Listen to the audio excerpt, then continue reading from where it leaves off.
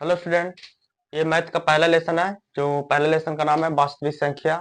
वास्तविक संख्या से ही आपको 7 से 8 क्वेश्चन आते हैं ऑब्जेक्टिव में। सब्जेक्टिव में तो ये नहीं पूछे जाते, लेकिन ऑब्जेक्टिव में 7 से 8 लेसन निश्चित आते हैं। और ये बहुत आसान लेसन है, इसको बारे में समझिएगा तो बहुत अच्छे रहेंगे। हम आपको मेहनत कर रहे हैं तो मेरे चैनल को फॉलो या सब्सक्राइब जरूर कीजिएगा, समझ में आवे तो।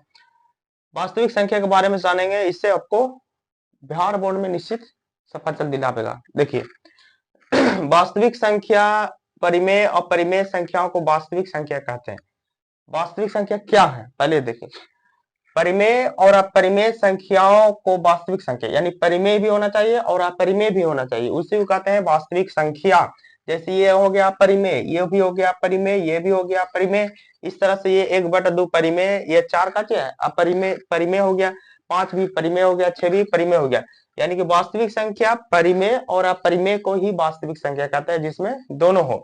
ठीक है, उसके बाद आगे बढ़ते हैं।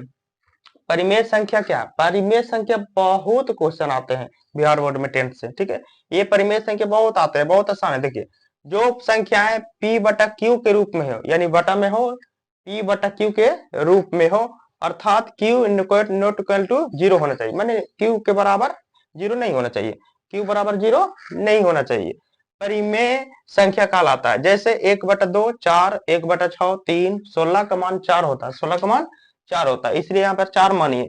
√25 है तो यहाँ पर 5 मानिए, √36 है यहाँ पर 6 मानिए। इस तरह से आपको बिहार बोर्ड में क्वेश्चन बहुत सारे हैं। अपरिमेय संख्या क्या है? जो संख्या p/q के रूप में नहीं हो, ये बटा में नहीं हो सकता, बटा में नहीं हो सकता, उसे अपरिमेय संख्या कहते हैं। जैसे √3 आपको अपरिमेय संख्या है, जो रूट में हो आपको अपरिमेय संख्या कहलाता है, ये ध्यान रखिएगा। जो रूट में हो अपरिमेय संख्या। √6 होता है अब कमान नहीं, √6 भी अपरिमेय, √8, √11, √17, √15, ये सब क्या होता है अपरिमेय संख्या में आता है। ठीक है, आपको ध्यान रखिएगा कि परिमेय अपरिमेय संख्या आपको बिहार बोर्ड बहुत क्वेश्चन देते हैं इससे। ठीक है, और बहुत आसान है, आप लोग के हम पूरा डिटेल से बता देंगे। वास्तविक संख्या जिसका पहला लेसन है, ये अब ध्यान दिए। पूर्णांक संख्या क्या? ऋणात्मक और धनात्मक संख्या को पूर्णांक संख्या बोलते हैं। ये बिहार बोर्ड में तो नहीं आता, लेकिन फिर भी इसमें है तो बता दे रहे हैं। ऋणात्मक और धनात्मक संख्याओं को पूर्णांक संख्या कहते हैं। ऋणात्मक मतलब माइनस वाला, ऋणात्मक मतलब माइनस का, और धनात्मक मतलब प्लस। धनात्मक माने क्या समझिएगा? प्लस। ठीक है, ये देखिए पूर्णांक में है 2.3/2, 4.3/2, -4, 5.1/2, 1/2 इत्यादि। ऋणात्मक मतलब माइनस में, धनात्मक मतलब प्लस में। ठीक है, शांत अशांत बहुत से आते हैं आप लोग। एक तो होता परिमेय अपरिमेय, बहुत से क्वेश्चन आते हैं। दूसरा आएगा आपको शांत और अशांत, ये 4 को आपको बहुत आते हैं इससे। ठीक है, अब शांत समझिए। वे संख्याएं जो भाग देने पर पूरी पूरी कट जाते हैं। भाग देने पर कोई भी संख्या को तुम हर से अंश में भागा देगा तो पूरी पूरी कट जाए। कोई भी संख्या को पूरा पूरी भागा देगा तो कट जाए, उसे शांत संख्या कहते हैं। जैसे 3/2, 3/2, अगर 3/2 को आप भागा दीजिएगा 3/2 से, तो वहां पर देख सकते हैं 2 एक कम 2 लगेगा, 1 बचेगा, फिर पॉइंट बचेगा, 0 होगा, 2 बचे 10 हो जाएगा, ये पूरा पूरी कटा, ये हो जाता है शांत, ये हो जाता है शांत। ठीक है, जैसे इसको ही भागा दीजिए तो 2 दूनी 4, पूरा पूरी कट जाएगा। 4 से 5 में भागा दीजिए तो पूरा पूरी कट जाएगा। 6/4 भी पूरा पूरी कट जाएगा। 5/10 भागा दीजिए तो इस शांत आएगा। और शांत के एक और फॉर्मूला भी होता है, जब मैथ चालू करेंगे आपको उस समय बता देंगे शांत कैसे बनेगा। लेकिन शांत जानिए क्या है? वे संख्या जो भाग देने पर पूरी पूरी कट जाते हैं। अशांत समझिए, अशांत संख्या क्या? वे संख्याएं जो भाग देने पर पूरी पूरी ना कटते हैं, उसे अशांत संख्या कहते हैं। जैसे इसमें 8/3 है ना, 8/3 से भागा दीजिएगा तो नहीं कटेगा। जैसे देखिए, हम यहाँ इसी में भाग दे रहे हैं, 8/3 को भागा दे रहे हैं, हर से अंश में भागा देते हैं, तो 3 दूना 6, बचेगा 2.0, 3 छक 18, फिर बचेगा 2, फिर आपको हो जाएगा फिर को 0, फिर 3 छक 18। कट रहा है? नहीं कटा, ये रिपीट हो रहा है। जो रिपीट होता है उसको अशांत बोलते हैं, जो रिपीट संख्या हो जाता है उसको अशांत बोलते हैं। ठीक है सर, ठीक। हेलो स्टूडेंट, देखिए आगे बढ़ते हैं।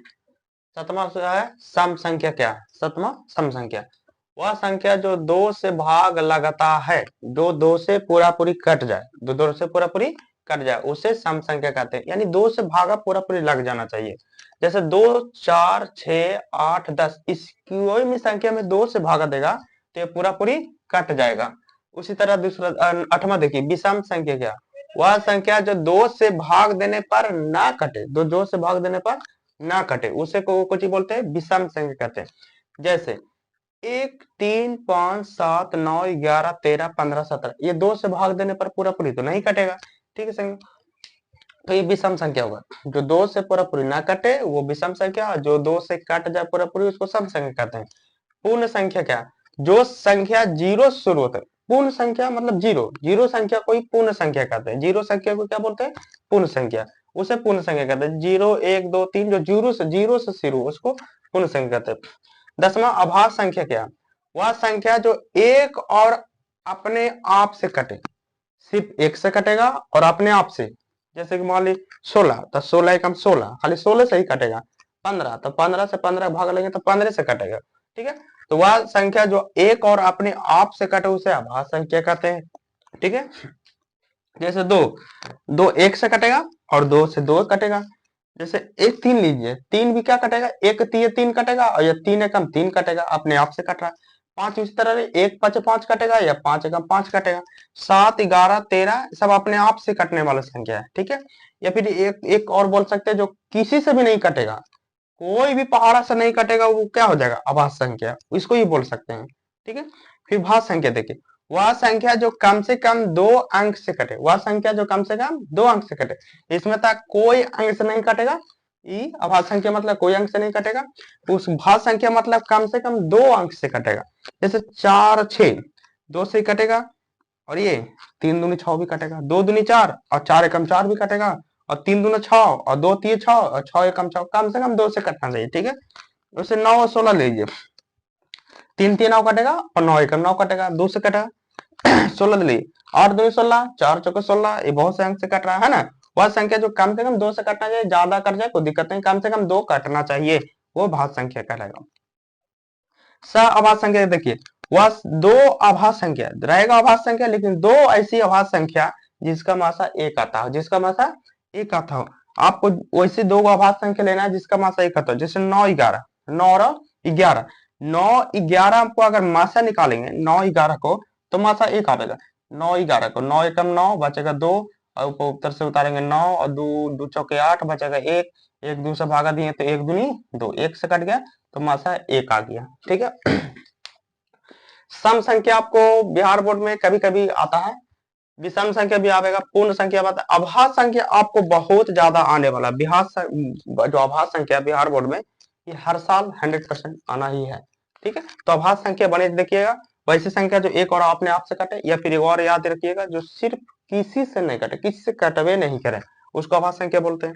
और ये सहअभाज्य भी आता है जिसका मासा 1 होता है, यानी दोनों को भागा देने पर मासा 1 निकलेगा, उसको सहअभाज्य संख्या कहते हैं।